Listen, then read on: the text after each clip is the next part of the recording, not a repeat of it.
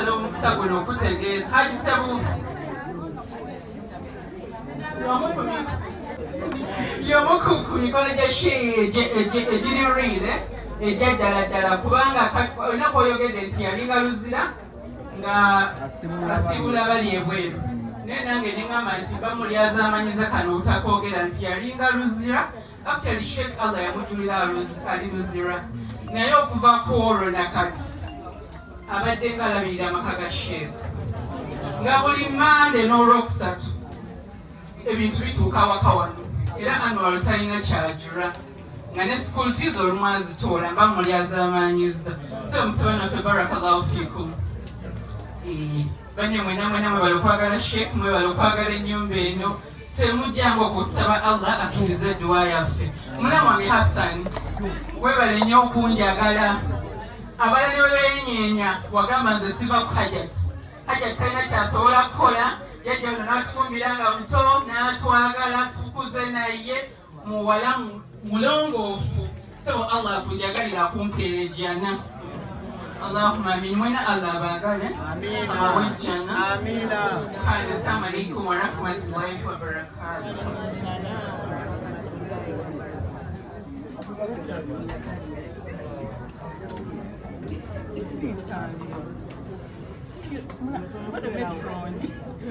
اللهم أكبر الله أكبر الله أكبر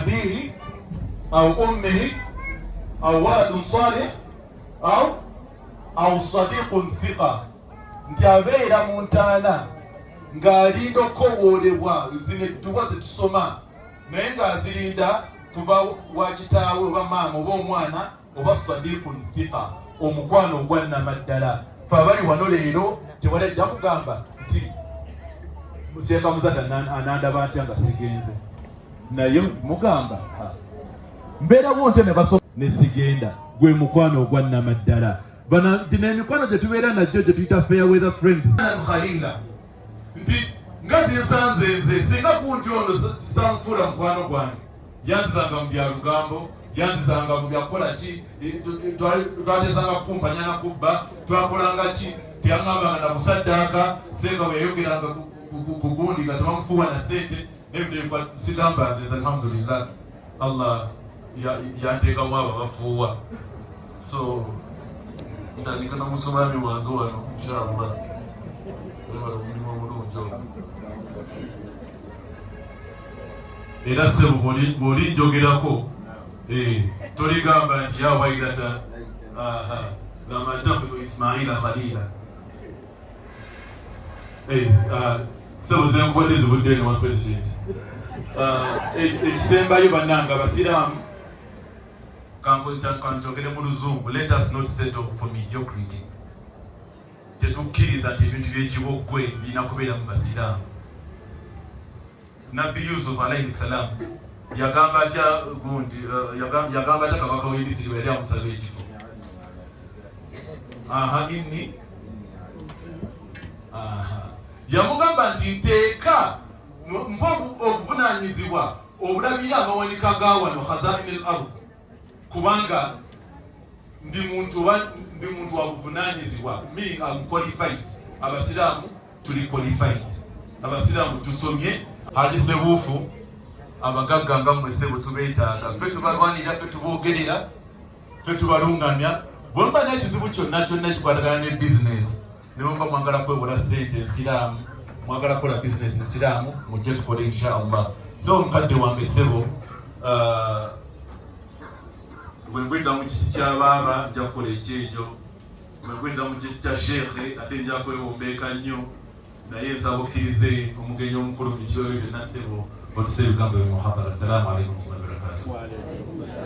Wa alaikum salaam wa rahmatullahi wa barakatuh. Bulijjo esala yakuba mugenyi mukulu banzingiza ne bankungakunga ne bamuzata ne banga nti nze mugenyi omukulu. Mugenyi omukulu tayogera era kati mugenda gamba ayogera biki nga tugenda kusibuka. Yangu Abdul Basit okuwala atalina kasome Qur'an tujiweereze muganda waffe ali mu ttaka Shk Noor Muzata batene Ibrahim Sebunya kinaamala.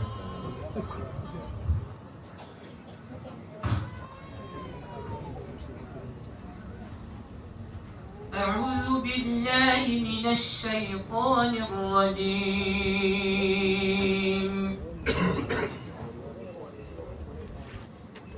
إن هذا القرآن يهدي للتي هي أقوم ويبشر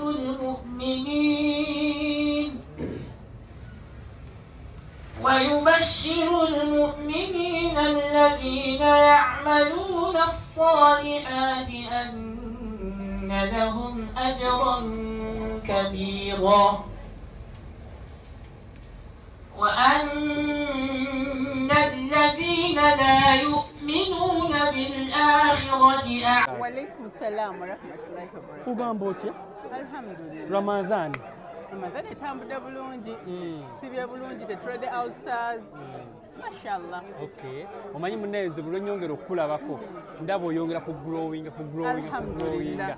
Byengera byamu. Allah byakola. Ne banna at least mu Ramadan era at least. Wandifunyeyo Nandifunyeyo ki? Kuba munnaki. Najati okimanyi oli wakola ayinza ogala wallahi ajja tozibuto. Ndi mukulu nenkana n'abeewammwe. Nziziddewo obuto nze ndi muto. Wamma ndi mukulu. Okitegeera mbunzize obuto. Banne olabika bulungi. Awo nno weebale kusinga. Kyagi ekinaakugwamu. Tujja kwesiba. Nsobola engatto za Muzata teziimu kuba ekigo. Olimba? Engatto nga zizitowa. Nene. Buuza gundi oli anaakubuulira. Ani? Oli gundi. Oli. Neiba. Owebiiso. Owebiiso ate yali. Owebiiso gwe wawalanga owebiiso. Owebiiso. Kyali apakasa ssente. Wanje? Apakasa ssente. Niba naye omuwulizaako. Mpuliza tizabeera mu Uganda ate mpuliza biri bweru. Mine mpuliza lutalo lwa Iran. Anti munnaye ogambye ali eyakola ssente. Kitegeeza muwuliziganya. Muntu wabeere bweru aba akolayo ki? Aba akola ssente. That means muwuliziganya, right? Mwama bikwatagana. Okuwuliza omuntu oba nga akola ssente bikwatagana. Tebina bwe bikwatagana. Kitegeeza like you mukyalinawo okitegedde? Buli omu ali busy. Naye nga taata Junior. Olwaleero tubadde ku dduwa wano eno mu makaago. Sooka otubuulire edduwa ebadde yaki? Edduwa eno ya Ramadan tugisoma nga tujjukira abafu baffe. Kati meja tujjukira Sheikh Valeti omwami wange ne mwannyinaze Sheikh Ibrahim n'abafu baffe abalala. Omugenzi ani? N'omugenzi brother wange Sheikh Sebunya n'abafu abalala bajjajja b'emikwano bwebityo bataata abato. Sofa etambudde etya? Ebadde nnungi alhamdulillah baseeka bagisomye bulungi abantu sibulukuse bulungi alhamdulillah. Ne mulamu wange wuuyo mulamu woki? Hassan Muzata. Hassan Muzata mama nga agezze bulala nja mutwala eri gye basalawo eti. Olaba gwe tonnagisala. By the way osaze. Tokyogera nako. Wamamura. Nena kutwala eri gye basalawo eti. Onaleka badde tamanyi wamma. Kabibi wabaddewo. Bambi abaddewo. Kane kino kiraga ki bannaye Hajjat okubeera nga munnaye? Kiraga mukululo kweyisa bulungi. Nabbi yatugamba nti omuntu weeyisa obulungi tofa. Abantu basigala bakulowoozaako bakyakujjukira for generations and generations. Kati bwe weeyisa obulungi erimu yesigala ku nsi, ebirungi bye wakola ku nsi bisigalako. Kyetuyiga mu kyo. Okabyamuko ku maziga leero. Bambi saagala ate kunzijukiza ate gye tubadde. Of course when we getting emotional ng'omuntu yenna. Eki musinga okujjukira ku Hajjat Muzata? Abingi ate saagala ate onzizeeyo. A lot. Abantu mwenna mwebale bambi okujja ku dduwa ya Sheikh ne brother wange n'abantu abalala mwenna. Nebaza ba Sheikh abagisomye. Nebaza abagenyi b'ebitiibwa bonna babaddewo. Nebaza Habibi wa Sheikh. Y'omu ku bategese Okulisa abantu si kyangu. Ne bambi bankwatiddeko omukono ne gubeera very colourful. Allah abasiime n'Edduwa yaffe agikkirize. Asheyi omu abadde abuulira awo n'agamba Hajjat emikwano gya TikTok gino tegikumalaamu nnyo. Kati Sheikh ye bambi kati era olaba the age gap. Kati ye tayawula bafaani n'emikwano okitegeera. Kati abantu ba TikTok tetubalabanga nabo tuyinza okukenekera tuva mu nsi nga tokoze eki tubalabyeko. Kati atuwa omukwano gw'omuntu kati nga olaba ono nti azze nangamba nti Hajjat tulina Edduwa kanze tukole emirimu tusibuke ffenna. Waliwo enjawulo yabiri bya TikTok n'emikwano. Kati ate ye bambi ye aba tabitegeera ku byawula. Kati ogenda kikolera kikuba munnange akusalinga akusibiridde entala ngambe abantu ba TikTok ab'emikwano gya TikTok egyo gigende empola. Ate kati nkikolera ekyo abantu mbagobe ove ku TikTok ombu agambye ove ku TikTok. Nedda nze emyaka gyange gya digital era. And of industry, tuli mu digital era. If you cannot embrace technology. Naye okiwulidde nga akyogera. Nkiwulidde but sisobola butaba ku digital. Okay. Yes.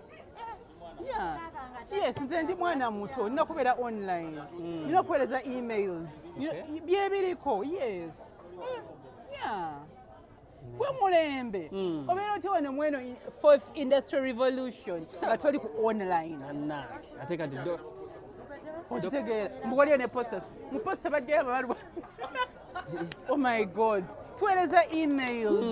Yes. Ahora Dr. Cool. Anyway.